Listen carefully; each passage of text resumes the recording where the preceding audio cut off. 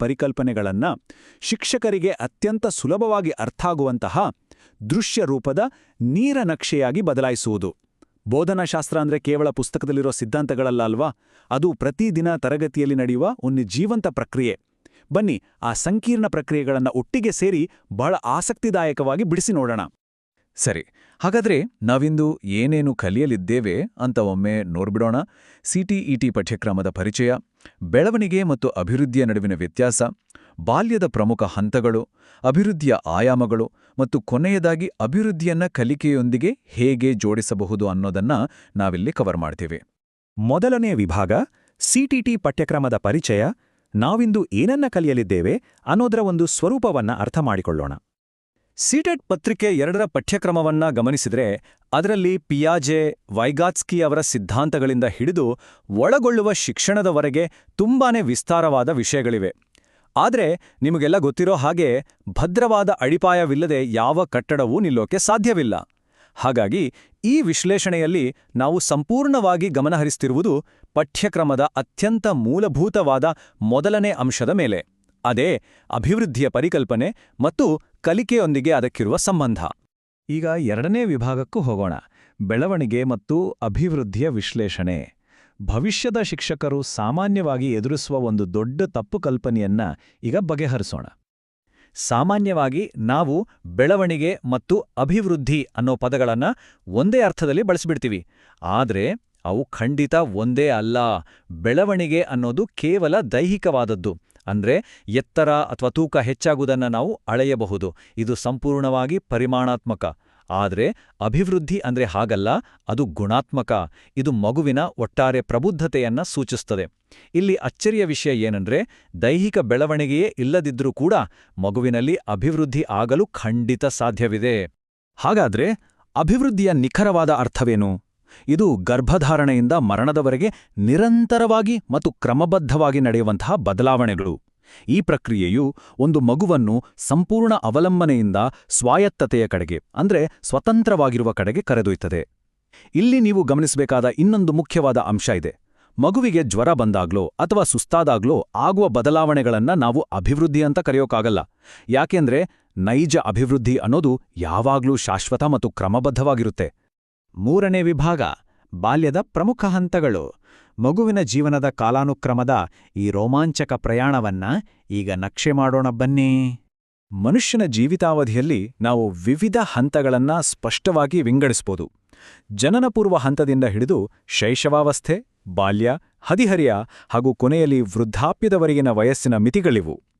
ಮಗುವಿನ ಅಭಿವೃದ್ಧಿಯ ಮೈಲಿಗಲ್ಲುಗಳನ್ನು ನಾವು ಸರಿಯಾಗಿ ಅರ್ಥ ಮಾಡ್ಕೊಳ್ಬೇಕು ಅಂದ್ರೆ ನಮ್ಮ ಮನಸ್ಸಿನಲ್ಲಿ ಈ ವಯಸ್ಸಿನ ವರ್ಗೀಕರಣದ ವ್ಯವಸ್ಥೆ ಅಚ್ಚಳಿಯದೆ ಉಳಿಯುವುದು ಅತ್ಯಂತ ಅವಶ್ಯಕ. ಈಗ ಶಾಲಾ ವಯಸ್ಸಿನ ಈ 2 ಪ್ರಮುಖ ಹಂತಗಳನ್ನು ಸ್ವಲ್ಪ ಹೋಲಿಸಿ ನೋಡಿ.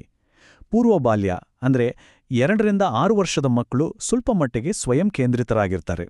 ತಮಗೇನ್ ಬೇಕು ಅನ್ನೋದಷ್ಟೇ ಅವರ ಯೋಚನೆ ಆಗಿರುತ್ತೆ. ಜೊತೆಗೆ ಆಟಿಕೆಗಳನ್ನು ಓಡದ್ದು ಅದರೊಳಗೆ ಏನಿದೆ ಅಂತ ನೋಡುವಷ್ಟು ವಿಪರೀತ ಕುತೂಹಲ ಅವರಿಗಿರುತ್ತೆ. ಆದರೆ ಅದೇ ಮಗು 6ರಿಂದ 12 ವರ್ಷದ ಉತ್ತರ ಬಾಲ್ಯಕ್ಕೆ ಬಂದಾಗ ಆಟದ ನಿಯಮಗಳೇ ಬದಲಾಗಿ ಬಿಡ್ತವೆ. ಆಗ ಅವರ ಸಂಪೂರ್ಣ ಗಮನ ಪೋಷಕರಿಂದ ಗೆಳೆಯರತ್ತ ತಿರುಗುತ್ತದೆ. ಗೆಳೆಯರೊಂದಿಗೆ ಸಣ್ಣಪುಟ್ಟ ವಿಷಯಗಳಿಗೂ ಜಗಳವಾಡುವ, ಅವರ ಮೆಚ್ಚುಗೆಯನ್ನು ಬಯಸುವ ಬಹಳ ಆಸಕ್ತಿದಾಯಕ ಹಂತ ಇದು.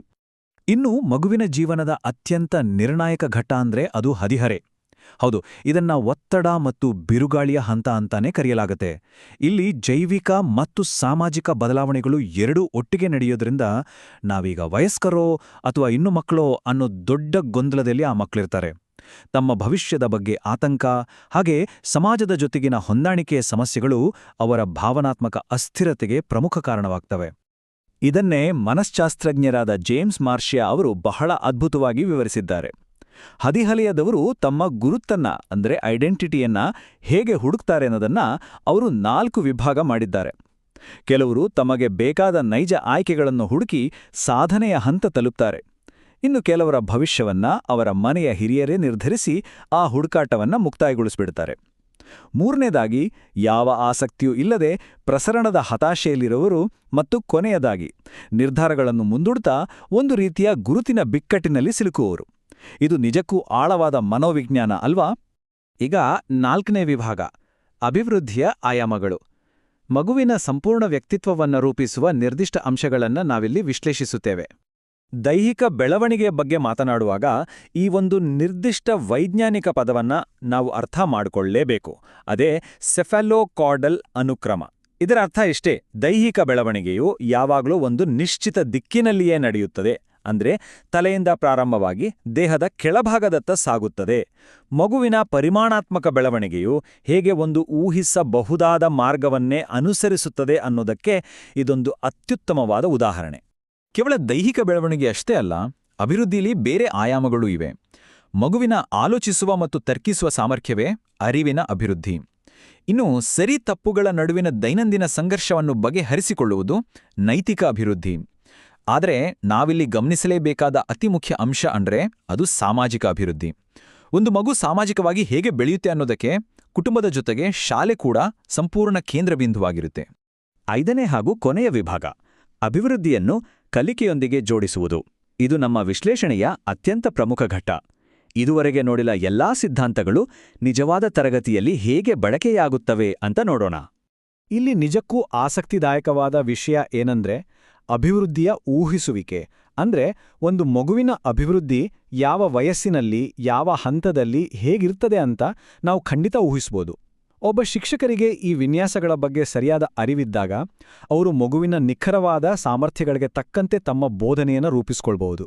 ಇದರಿಂದ ಮಗುವಿಗೆ ಕಲಿಯುವಾಗ ಆಗುವ ಹತಾಶೆ ಅಥವಾ ಒತ್ತಡವನ್ನ ಸಂಪೂರ್ಣವಾಗಿ ತಪ್ಪಿಸಬಹುದು.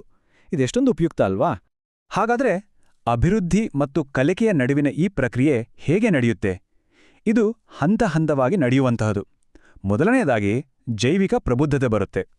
ಆಮೇಲೆ ಮಗು ತನ್ನ ಸುತ್ತಲಿನ ಸುರಕ್ಷಿತ ವಾತಾವರಣ ಮತ್ತು ಗೆಳೆಯರ ಜೊತೆ ಆಟದ ಮೂಲಕ ಬೆರೆಯಲು ಶುರು ಮಾಡುತ್ತೆ. ಉದಾಹರಣೆಗೆ, ಆರಂಭದಲ್ಲಿ ತುಂಬಾನೇ ನಾಚಿಕೆ ಸ್ವಭಾವ ಇರುವ ಒಂದು ಮಗು ಗೆಳೆಯರೊಂದಿಗೆ ಮುಕ್ತವಾಗಿ ಆಡುವಾಗ ಮತ್ತು ಆ ಮಗುವಿಗೆ ಒಂದು ಪಾಸಿಟಿವ್ ವಾತಾವರಣ ಸಿಕ್ಕಾಗ ಅಪಾರವಾದ ಆತ್ಮವಿಶ್ವಾಸವನ್ನ ಗಳಿಸಿಕೊಳ್ಳುತ್ತೆ. ಈ ರೀತಿಯ ಸಂವಹನವೇ ಮಗುವಿನ ಮೌಖಿಕ ಭಾಷೆಯ ಬೆಳವಣಿಗೆಗೆ ಭದ್ರವಾದ ಅಡಿಪಾಯ ಹಾಕಿಕೊಡುತ್ತೆ. ಅಭಿವೃದ್ಧಿಯ ಈ 2 ಮೂಲಭೂತ ತತ್ವಗಳನ್ನು ನಾವು ಯಾವಾಗಲೂ ನೆನ್ಪಿಟ್ಕೊಡಬೇಕು. ಮನುಷ್ಯನು ದೈಹಿಕವಾಗಿ ಮತ್ತು ಮಾನಸಿಕವಾಗಿ ನಿರಂತರವಾಗಿ ಬದಲಾಗುತ್ತಲೇ ಇರುತ್ತಾನೆ ಅನ್ನೋದು ಮೊದಲನೇ ತತ್ವ. ಎರಡನೇದು ಅತ್ಯಂತ ನಿರ್ಣಾಯಕವಾದದ್ದು, ಅದೇ ಆರಂಭಿಕ ಅಭಿವೃದ್ಧಿಯ ಮಹತ್ವ.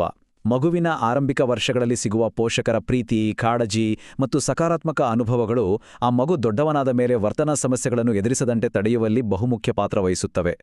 ಅಕಸ್ಮಾತಲ್ಲಿ ನಕಾರಾತ್ಮಕ ಅನುಭವಗಳಾದರೆ ಅದು ಅನಾರೋಗ್ಯಕರ ಬೆಳವಣಿಗೆಗೆ ಕಾರಣವಾಗಬಹುದು. ನಮ್ಮ ಈ ವಿಶ್ಲೇಷಣೆಯನ್ನ ಮುಕ್ತಾಯಗೊಳಿಸುವ ಮುನ್ನ ಮನೋವಿಜ್ಞಾನ ಕ್ಷೇತ್ರದಲ್ಲಿ ಬಹಳ ಹಿಂದಿನಿಂದಲೂ ನಡೆಯುತ್ತಿರುವ ಒಂದು ಆಳವಾದ ಚರ್ಚೆಯನ್ನ ನಿಮ್ಮುಂದಿಡ್ತೀನಿ. ಕಲಿಕೆ ಮತ್ತು ಅಭಿವೃದ್ಧಿ ಇವೆರಡರಲ್ಲಿ ನಿಜಕ್ಕೂ ಯಾವುದು ಮೊದಲು? ಪಿಯಾಜೆ ಅವರಂಥ ಪ್ರಖ್ಯಾತ ಮನಃಶಾಸ್ತ್ರಜ್ಞರು ಮೊದಲು ಮಗುವಿನಲ್ಲಿ ಅಭಿವೃದ್ಧಿಯಾಗುತ್ತದೆ, ಆಮೇಲೆ ಅದು ಕಲಿಕೆಗೆ ದಾರಿ ಮಾಡಿಕೊಡುತ್ತದೆ ಅಂತ ವಾದಿಸ್ತಾರೆ.